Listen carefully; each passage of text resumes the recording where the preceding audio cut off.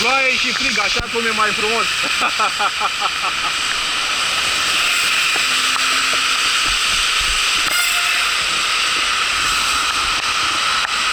Hai de mine.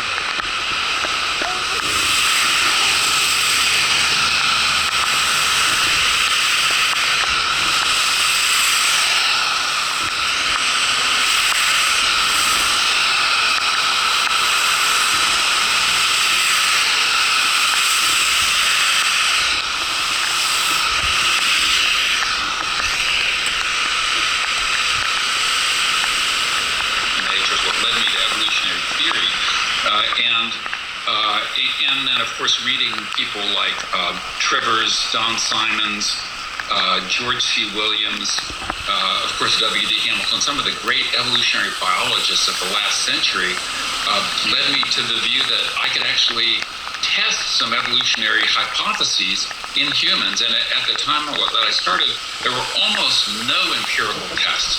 And, you know, if you know anything about the kind of Berkeley, Minnesota tradition, a lot of my mentors were Minnesota, there's a very strong empirical tradition. And so as a psychologist trained in an empirical tradition, you have to test these things. And what I realized is that there were almost no empirical tests of these evolutionary hypotheses. And so that's what led me to that. And some of the most obvious ones were mating. So as a sexually reproducing species, everything has to go through mating. And so if humans don't have pretty interesting and complex psychological adaptations for mating, then we're kind of out of business. So, I mean, survival and mating. But if you're a sexually reproducing species, you have to go through the bottleneck of mating. You know, and that it's not a simple process. Of course, if you're asexual, you know, you don't have to go searching for a mate, but sexually reproducing species, you have to select a mate, you have to attract a mate.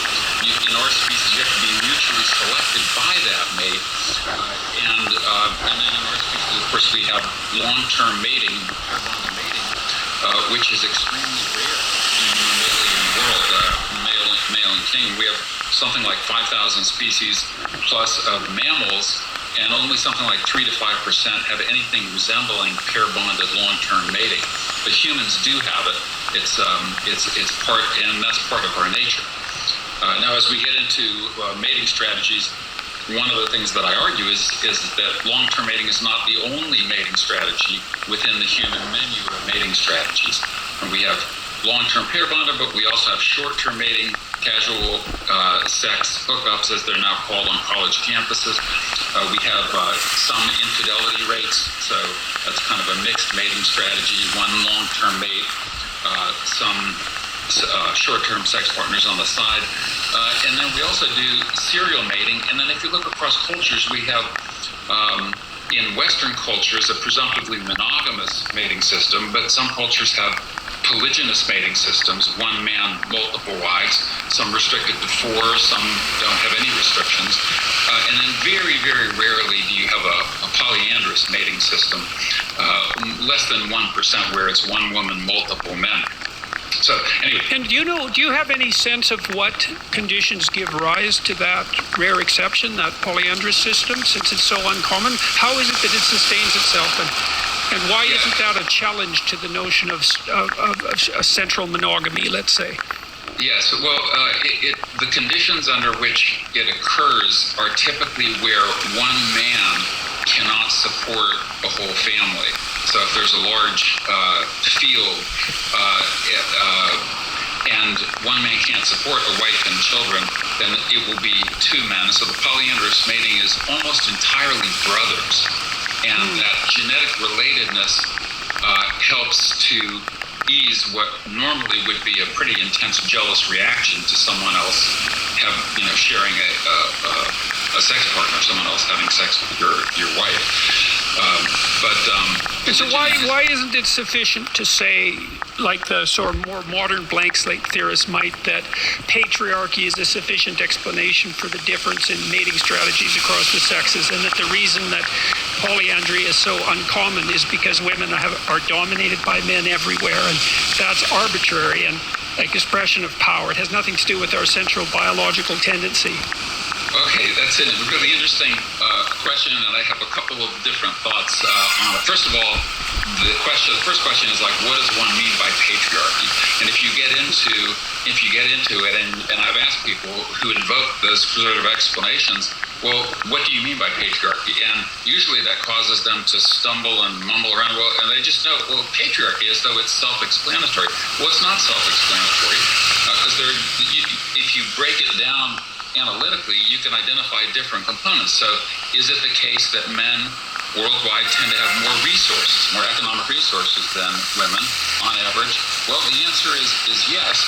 But then even if you take that component of what's called patriarchy, you can ask the question, well, how did it come to pass that across all cultures, or nearly all cultures, men on average have more resources? Well, as one biological anthropologist, I think this was Herb DeVore at Harvard, he said men are one long breeding experiment run by women. Basically one of the things that one of my first studies, the 37 culture study, documented is that women have a universal preference for men with resources. And so that sets up a co-evolutionary process whereby those men who were chosen as mates tended to be motivated and have the ability and willingness to acquire resources and share. So let me ask you about that specifically. This is a question that I tried to address experimentally at one point, but I couldn't get the experiments organized properly to test this specific hypothesis. Do you know of any research pitting female mate choice in relationship to men against men who have resources versus men who show the traits that allow them to acquire resources, pitting those directly against one another? Yeah, great question, and I'm not aware of any studies that have done that directly. See, I think that, and I want to talk to you about this in relationship to the dark triad issue, which we'll get into. It seems to me that women use markers of status partly as indicators of available resources because those are useful, but I don't think women are that uncanny, let's say. It's too simple. I think they use the presence of resources as a proxy for the personality and cognitive traits, let's say, including physical health, that would enable a man, even stripped of his current set of resources, to be highly likely to acquire them in the future. And maybe current